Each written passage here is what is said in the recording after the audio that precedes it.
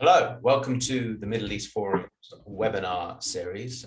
This week, I'm delighted to interview Cliff Smith, director of the Forum's Washington project. Cliff will be speaking with us on the subject of Turkey. More importantly, Turkey's outreach to Islamists around the world, in particular, those in South Asia. Over the past few months, over the past few years, we have seen increasing collaboration between organizations tied to the regime, proxies for the regime, not just in Turkey, but in the West, working with a whole wider variety of Islamist groups and movements. Cliff has written a number of rather interesting articles examining these instances over the past year, and I think let's just dive straight into it.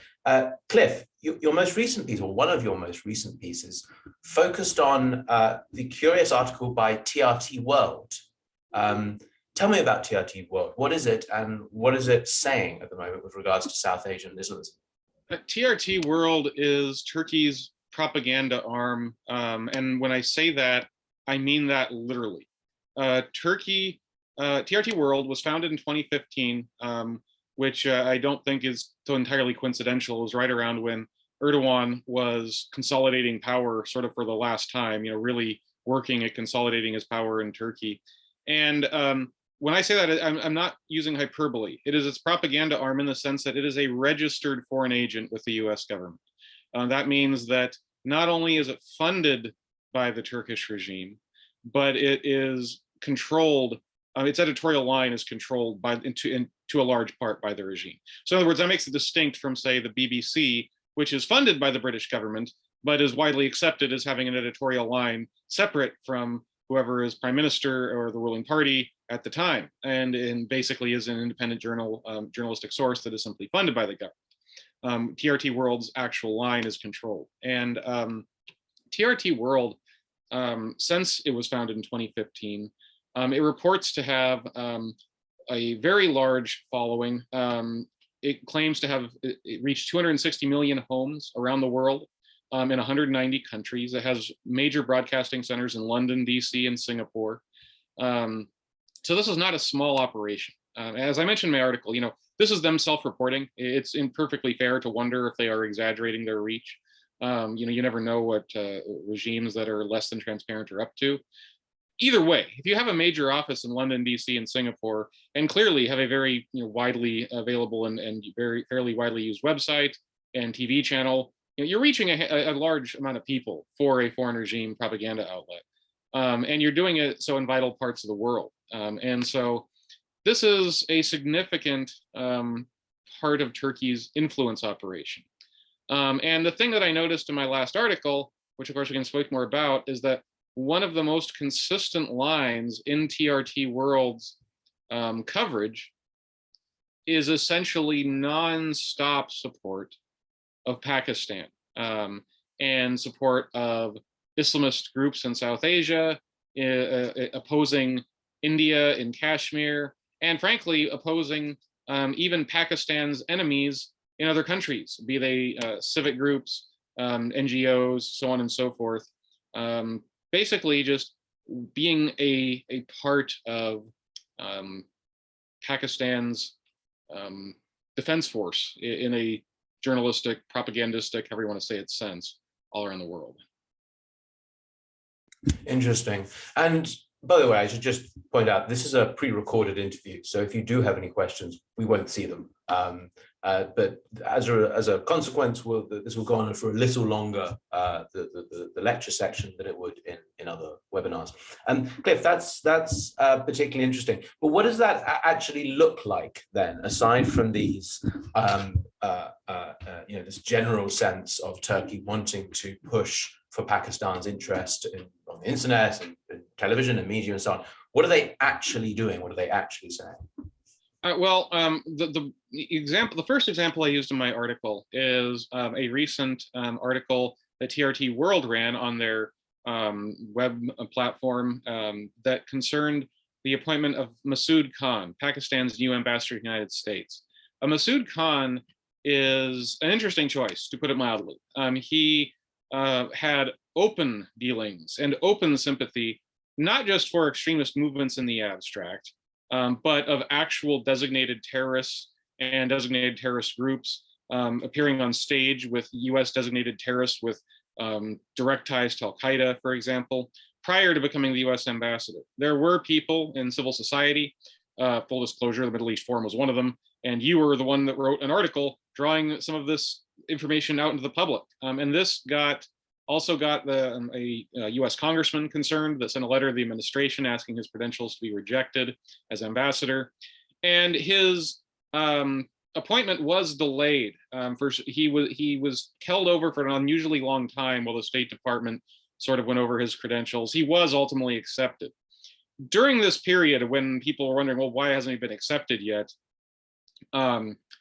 TRT World ran an article discussing the controversy, essentially attacking Khan's critics, including yourself, of course, but also downplaying any legitimate issues, which are, again, demonstrable facts. For example, it referred to Khan's praise of Burhan Wani, who it deemed a Kashmiri separatist leader, to be essentially much ado about nothing. It ignored that Burhan Wani was a commander in Hizbul Mujahideen, which is not only a US designated terrorist groups, but it just one of the most brutal terrorist groups in the world by a lot. I mean, the stories of their murder, torture, rape, I mean, really horrifying crimes that were done, not just sort of incidental to what they were up to, but because of what they were up to as a shock tactic, are well known. And so this was ignored. And instead, people that wrote against him, congressmen that spoke against him, were basically shown to be, nuts and weirdos that don't understand or are unconcerned about Kashmiri rights or whatever.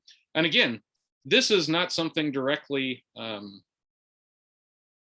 related to Turkey. I mean, Turkey's interests in Kashmir is indirect at best.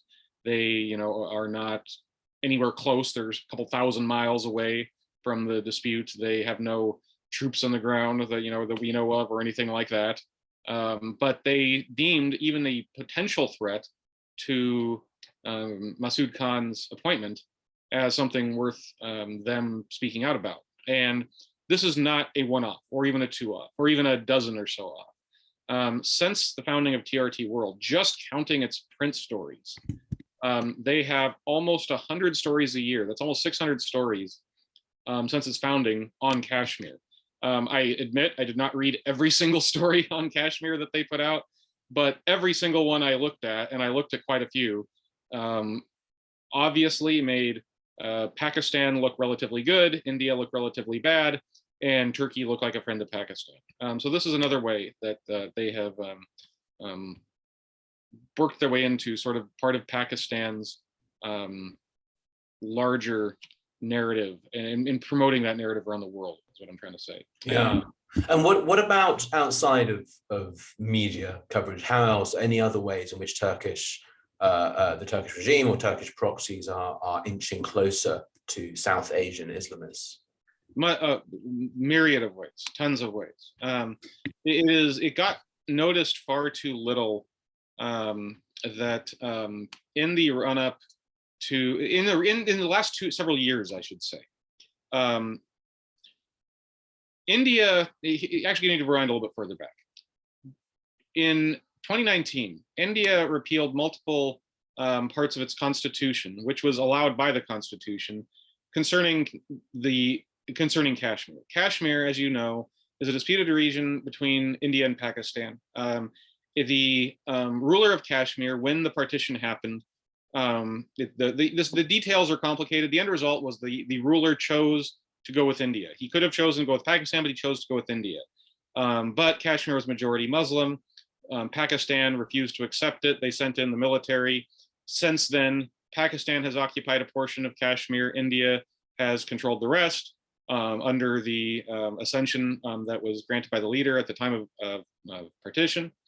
And it has been disputed ever since. But Pakistan has controlled one part, India has controlled another part. That part was held in stasis with their constitution until 2019. In 2019, India repealed it. And what that meant was that essentially our holding in Kashmir is no longer up for negotiation.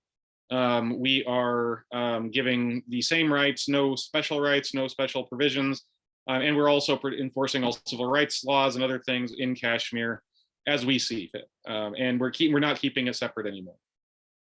That was seen by most in the international community as essentially an internal Indian issue.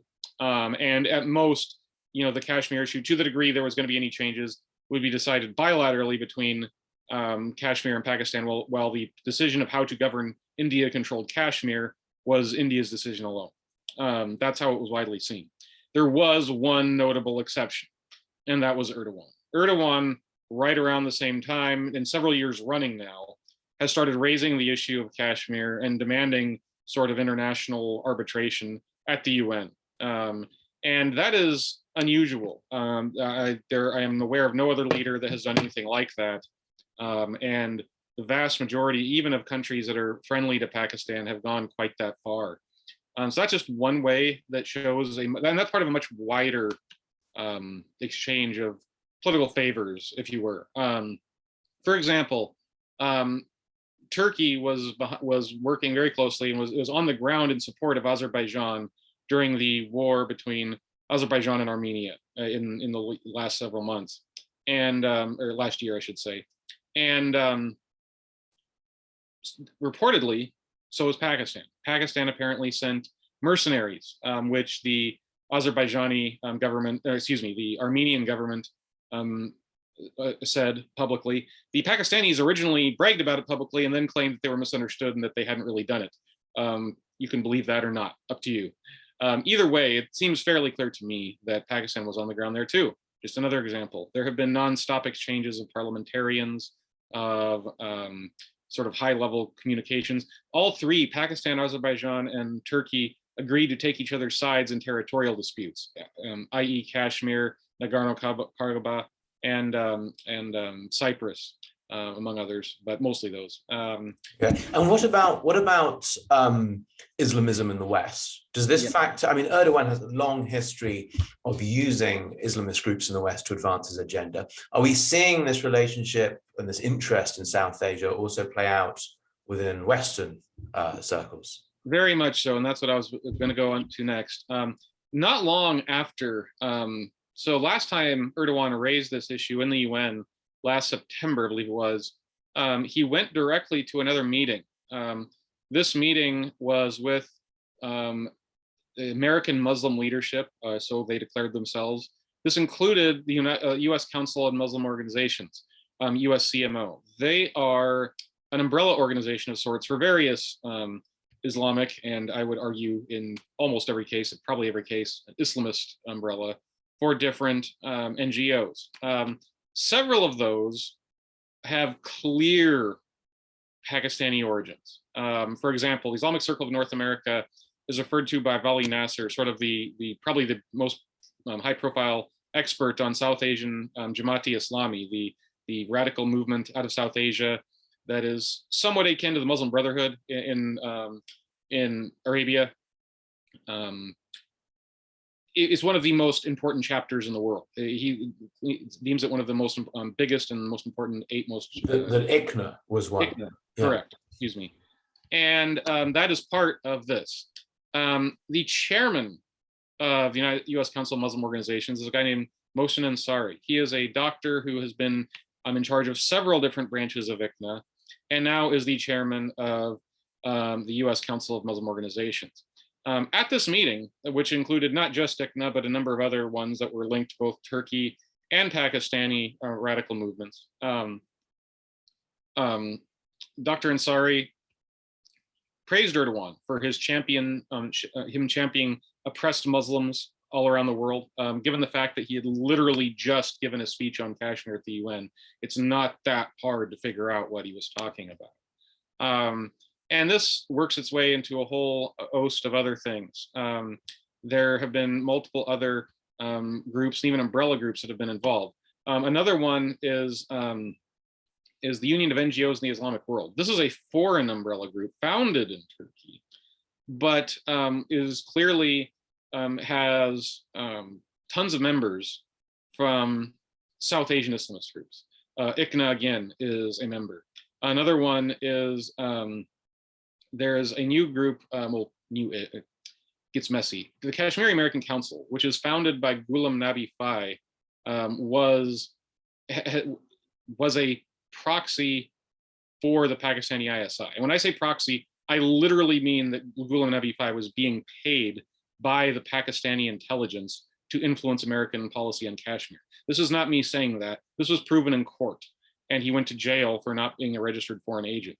But he has since reopened shop and is part of this organization as well. You could go on and on. All of the different links between South Asian Islamist organizations and Turkish Islamist organizations that are both domestic and foreign to Turkey, that are domestic and foreign to the US, are all interlocking. And like I said in another article I wrote on this topic, this does not necessarily mean that every Turkish NGO or every South Asian, origin NGO takes its orders directly from Ankara. It does not mean that they're always going to see things 100% on the same page.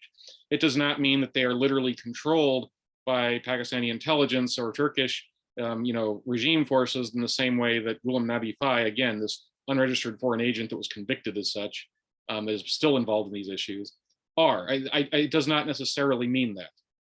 What it does mean is that as Erdoğan has taken up increased leadership of the Islamist movement, the global Islamist movement, it should come as no great surprise that Islamists around the world are partnering with him, looking to him for leadership, and working towards the same goals in concert. And that's what we're seeing.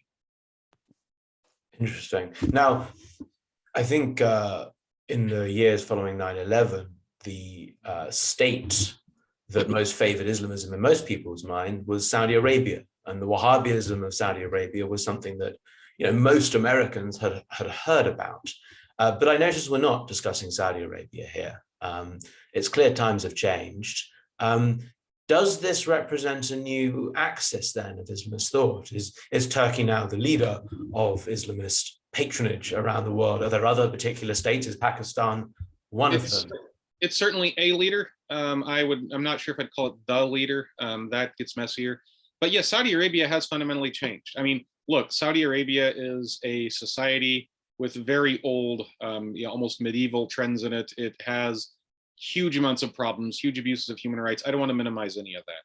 Nonetheless, at the end of the day, right now, under their current leadership, they have almost completely, given up on funding of Islamist organizations at home and abroad.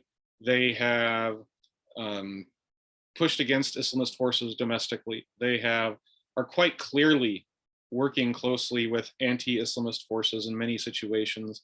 The recent Gulf rift that lasted for several years between Saudi, UAE, several other countries, Egypt, so on and so forth, and Qatar, was about many things, and I don't want to oversimplify it, saying it was simply just about Qatar's support for Islamism, but that was a big one. And it was also a big one that included Qatar's support for Islamist groups and their propaganda arm, Al Jazeera. And when I say that Turkey is part of the new Islamist alliance pushing Islamism in the world, Pakistan would be another one, and so would Qatar. And they're increasingly working together. In a article a few months ago, Asli,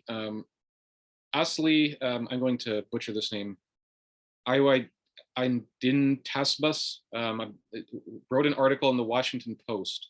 Excuse me for butchering that name. But she calls Qatar, Pakistan, and Turkey the Taliban whisperers.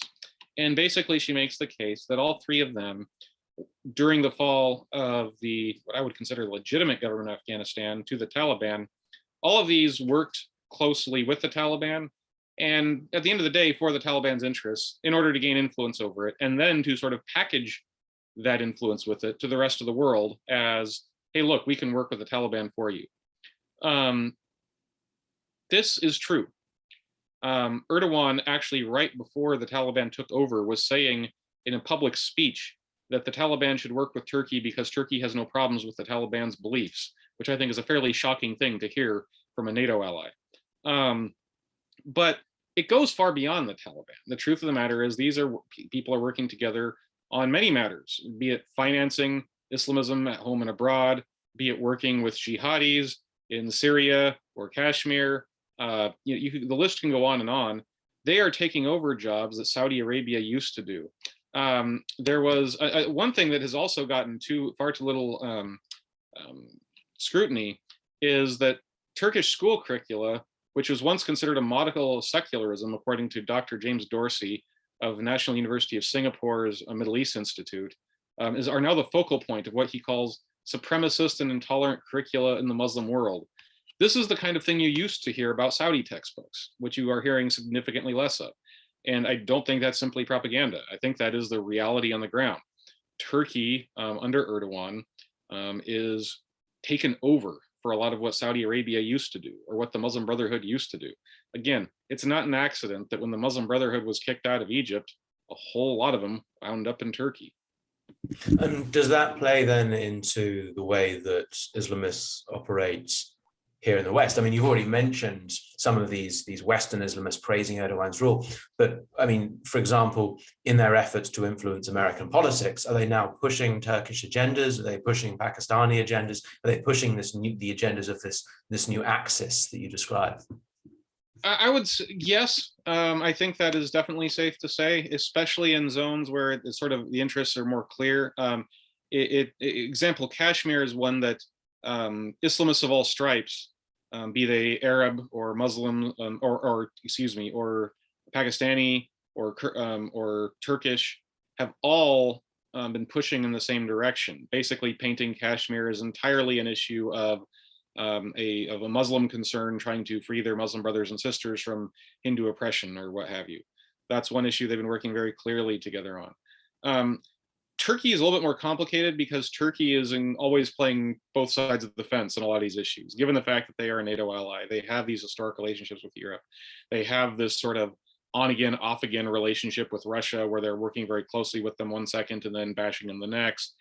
Their position is much more complicated. So there's been less open embrace of obvious Turkish causes from my point of view, which doesn't mean that hasn't happened. It's just been less consistent, less overt, partially because Turkey's interests are more complicated and more difficult to rally people around. But I do think it's very easy to show that these kinds of domestic organizations, be they, for example, the Turkish Heritage Organization, which is now essentially controlled by the regime, be it the Turkish Diyanet, a mosque, a network of mosques really, all over the world, but including in the United States, including a few miles from where I'm sitting. I'm in Washington, D.C. There is a mosque in Landover, Maryland. I could drive to it in 10 minutes, 15 tops, that is run by the Turkish Diyanet. The Turkish Diyanet was a religious ministry set up by Ataturk to moderate religious services, to make sure they did not go to an Islamist direction. It has been co-opted for the opposite purpose by Erdoğan, and that goes international. The Middle East Forum has written about this quite a bit. And interestingly, we're not the only ones that pick up on it, nor is it only people that are usually affiliated with our point of view. The Middle East Institute wrote an excellent article on what they called neo-Ottoman pan-Islamist ideology coming from Turkey. And they specifically cited the Turkish Diyanet and their chapters abroad as being a big part of their players in that. And that goes all over the world, including the United States. Interesting. Cliff, thank you so much for your time. This has been an extremely fascinating discussion. If anyone in the audience wants to read some of the articles Cliff has been writing on this subject, you can find them at meforum.org, where you can also sign up to our mailing list and subscribe and get news of future webinars like this. Thank you very much, and I hope to see you at a webinar soon.